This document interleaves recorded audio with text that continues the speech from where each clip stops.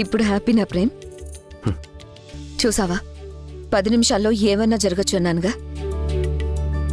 పాజిటివ్గానే జరిగిందిగా. ఇక హ్యాపీగా రంగంలోకి దిగండి. మీరు చేసిన సాయం నిజంగా మర్చిపోలేను మ్యామ్. మర్చిపోకు, నీకొక అక్కుందని గుర్తుపెట్టుకో చాలు.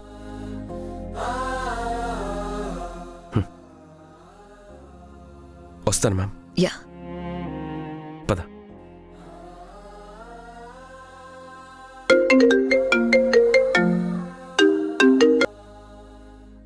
హా జగదాత్రి, వస్తున్నాను.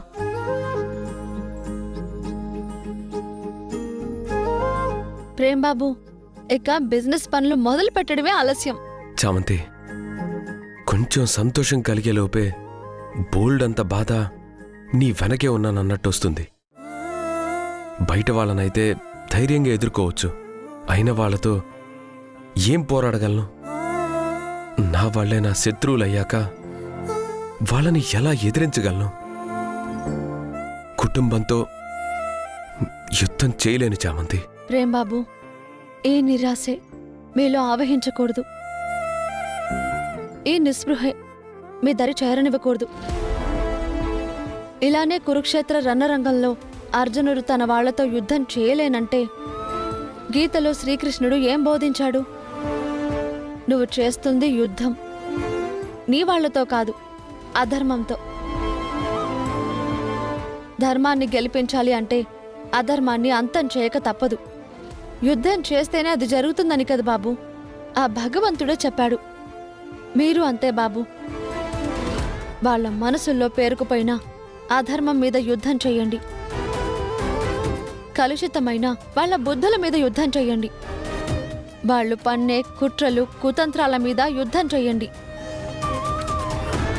మీ యుద్ధం మీ నాన్నగారి మాటని గెలిపించడం చెయ్యండి బాబు. చూసుకుందాం. మీకు నేనున్నాను కదా. ఉంటావుగా చామంతి, ఉంటావుగా. ఇన్వెస్ట్మెంట్ సాధించారు. కంగ్రాచులేషన్స్ బాబు.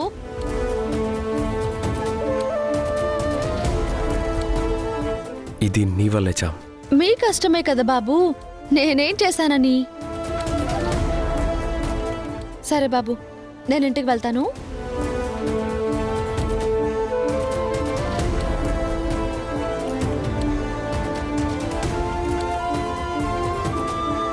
ప్రేమ్, చామంతి నీకేమవుతుంది? ఒక్కొక్కసారి తనే నాకు అన్నీ అనిపిస్తుంది, ఒక్కోసారి ఏమీ కాదనిపిస్తుంది. నాకు అర్థమైందేంటో చెప్పనా? నువ్వు జీవితంలో హ్యాపీగా ఉండాలంటే చామంతి నీ దగ్గరే ఉండాలి. తనని ఎప్పుడూ దూరం చేసుకోకు.